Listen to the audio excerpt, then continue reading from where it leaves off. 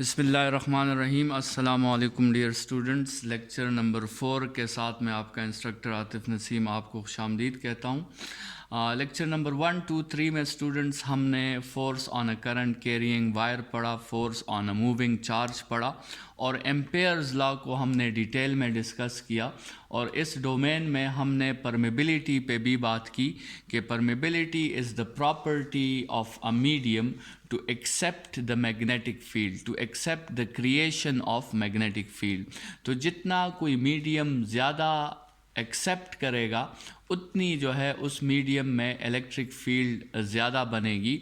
और आपको पता है कि कौन सा मटेरियल है, जो कौन सा मीडियम है जो मैग्नेटिक फील्ड के क्रिएशन को एक्सेप्ट करता है, वो आपके साथ फेरोमैग्नेटिक मटेरियल्स होते हैं, आयरन या उसके कंपाउंड्स। ठीक है, तो मीडियम अगर आप आयरन या उसके कंपाउंड्स यूज़ करोगे तो they are ferromagnetic materials and they will concentrate the magnetic field inside them. तो आज का लेक्चर नंबर 4 जो हमारा है that is motion of a charge particle inside a uniform magnetic field. ठीक है, तो इस पे हमने थोड़ी सी ओवरव्यू भी डिस्कस की थी force on a moving charge में। तो वहाँ से जो है हम थोड़ा सा कंटिन्यू करते हैं और अब देखते हैं कि एक चार्ज पार्टिकल जब एक यूनिफॉर्म मैग्नेटिक फील्ड में एंटर होता है तो वो चार्ज पार्टिकल जो है किस तरह का मोशन करता है। तो सबसे पहले स्टूडेंट्स हमें पता है कि the magnetic force which was acting on a moving charge is given by the formula QV cross B, जिसमें हमने कहा था कि it is a cross product, और क्रॉस प्रोडक्ट को जब आप ओपन करते हैं तो मैग्नेटिक फोर्स आपके साथ ये फार्मूला हो जाएगा QVB साइन थीटा, और साथ में इसकी डायरेक्शन हो जाएगी n यूनिट वेक्टर।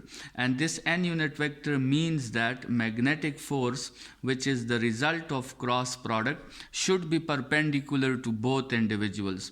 तो ये मैग्नेटिक फोर्स आपके साथ वेलोसिटी को भी परपेंडिकुलर होगा और ये मैग्नेटिक फोर्स आपके साथ मैग्नेटिक फील्ड इंटेंसिटी को भी परपेंडिकुलर होगा। ठीक है, इसमें यहाँ पर ये जो स्टेटमेंट है जिस पे हमने ऑलरेडी डिस्कशन की थी, ये काफ़ी इम्पॉर्टेंट स्टेटमेंट है कि magnetic force is perpendicular to velocity.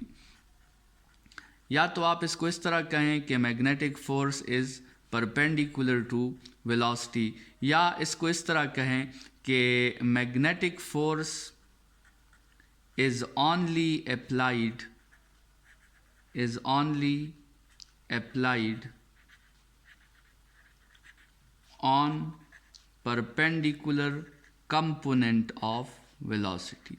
Magnetic force जो है वो या तो वेलोसिटी को परपेंडिकुलर होता है या मैग्नेटिक फोर्स सिर्फ उस कंपोनेंट पे अप्लाई होता है, उस वेलोसिटी के कंपोनेंट पे अप्लाई होता है जो उसे परपेंडिकुलर हो। ठीक है, तो these two statements are very important. कहीं पर एक स्टेटमेंट आपके साथ हेल्प करेगी क्वेश्चन को समझने में, कहीं पे दूसरी स्टेटमेंट आपके साथ हेल्प करेगी। तो इन दोनों स्टेटमेंट्स को जहन में रखें कि मैग्नेटिक फोर्स जो है वो हमेशा वेलोसिटी को परपेंडिकुलर होता है या मैग्नेटिक फोर्स वेलोसिटी के उस कंपोनेंट पे अपना रोल प्ले करता है जो कंपोनेंट मैग्नेटिक फोर्स को परपेंडिकुलर हो। स्टूडेंट्स, हमने डिस्कस किया था कि जब एक फोर्स वेलोसिटी को परपेंडिकुलर हो जाता है तो उस फोर्स को हम सेंट्रीपिटल फोर्स जो है उसका नाम देते हैं। सो ये जो मैग्नेटिक फोर्स वेलोसिटी को परपेंडिकुलर हो गया है, this will now provide the centripetal force. ठीक है, ये आपको नेसेसरी सेंट्रीपिटल फोर्स प्रोवाइड करेगा और इस फोर्स की वजह से अभी हम इस क्वेश्चन को आंसर करेंगे कि what is the motion of a charge inside a uniform magnetic field. तो हमें पता चल गया है कि magnetic force is acting as centripetal force. तो now we can answer our question that what is the motion of a charge inside a uniform magnetic field. तो उस मोशन को हम अब कहेंगे यूनिफॉर्म सर्कुलर मोशन। ठीक है, क्योंकि सेंट्रीपिटल फोर्स की वजह से जो मोशन होता है उसे हम कहते हैं यूनिफॉर्म सर्कुलर मोशन। तो अभी हमने चार्ज की उस यूनिफॉर्म सर्कुलर मोशन को डिस्कस करना है, और स्टूडेंट्स हमारा जो है लर्निंग ऑब्जेक्टिव वो ये होना चाहिए कि हमने इस यूनिफॉर्म सर्कुलर मोशन के लिए रेडियस का फार्मूला जो है वो डिज़ाइन करना है, फिर मास का हमने मैथमेटिकल फॉर्म जो है वो मेंशन करना है, फिर हमने उस यूनिफॉर्म सर्कुलर मोशन में मोमेंटम का मैथमेटिकल फॉर्म मेंशन करना है, फिर हमने एंगुलर मोमेंटम का मैथमेटिकल फॉर्म मेंशन करना है, फिर हमने ये देखना है कि क्या ये सेंट्रीपिटल फोर्स या मैग्नेटिक फोर्स इस मूविंग चार्ज पे वर्क कर सकता है या नहीं कर सकता। इसी तरह इस यूनिफॉर्म सर्कुलर मोशन का टाइम पीरियड क्या है, इस यूनिफॉर्म सर्कुलर मोशन की फ्रीक्वेंसी क्या है, और इसी यूनिफॉर्म सर्कुलर मोशन से स्टूडेंट्स हम किसी भी चार्ज के लिए चार्ज टू मास रेशो भी फाइंड आउट कर सकते हैं। तो ये जो है हमारे सारे लर्निंग ऑब्जेक्टिव्स हैं, हमने इसके लिए फार्मूलाज जो हैं वो डिज़ाइन करने होंगे। तो सबसे पहले तो स्टूडेंट्स ये बात समझ लें कि यूनिफॉर्म सर्कुलर मोशन में ये वर्ड जो यूज़ हुआ है यूनिफॉर्म, ये तो यूज़ हुआ है, लेकिन असल में ये मोशन जो है ये यूनिफॉर्म नहीं है, ये एक्सेलरेटेड मोशन है। According to Newton first law, motion की आपके साथ दो टाइप्स होती हैं, या तो मोशन यूनिफॉर्म होता है या मोशन एक्सेलरेटेड होता है। According to Newton first law, uniform motion does not require a force, but accelerated motion requires a force. तो ये यूनिफॉर्म सर्कुलर मोशन जो है ये भी एक एक्सेलरेटेड मोशन है, और इसमें आपके साथ फोर्स जो है उसकी रिक्वायरमेंट होती है।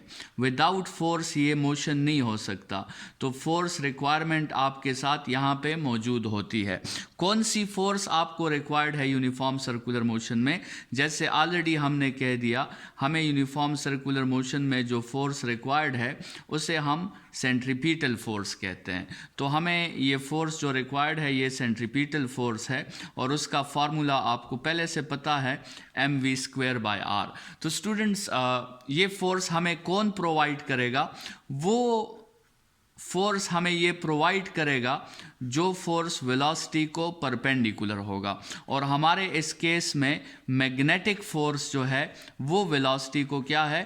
परपेंडिकुलर है। So this magnetic force will now treat as a centripetal force. ठीक है, यही मैग्नेटिक फोर्स जो है सेंट्रीपिटल फोर्स का रोल प्ले करेगा, और यही मैग्नेटिक फोर्स इस चार्ज को अभी रोटेट करवाएगा। So we need centripetal force. Without centripetal force uniform circular motion is not possible, और वो सेंट्रीपिटल फोर्स हमें यहाँ कौन प्रोवाइड करेगा इस एग्जाम्पल में?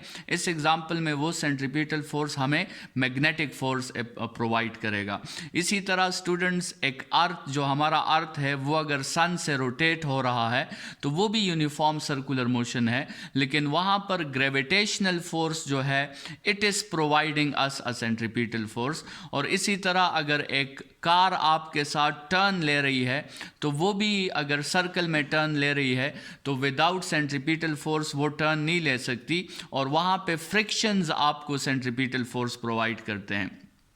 इसी तरह एक इलेक्ट्रॉन जब न्यूक्लियस के अगेंस्ट रोटेट करता है तो वहाँ पे इलेक्ट्रोस्टैटिक फोर्स या इलेक्ट्रिक फोर्स जो होगा वो हमें सेंट्रीपिटल फोर्स प्रोवाइड करेगा। तो स्टूडेंट सेंट्रीपिटल फोर्स हमेशा प्रोवाइड होता है, और वो फोर्स जो वेलोसिटी को परपेंडिकुलर होता है वो आपको सेंट्रीपिटल फोर्स प्रोवाइड करता है।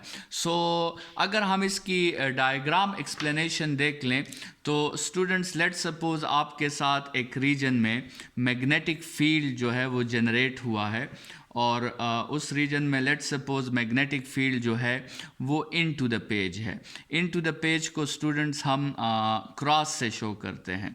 इनटू द पेज जो है उस मैग्नेटिक फील्ड को हम क्रॉस से शो करते हैं, और out of the page magnetic field को हम डॉट से शो करते हैं। जब भी हमारा डायग्राम जो है वो 3D की तरफ चला जाए, तो 3D डायग्राम्स हम पेज पे नहीं बना सकते, तो उसमें जो वो थर्ड एक्सिस है वो उसकी रिप्रेजेंटेशन हम डॉट या क्रॉस से करते हैं।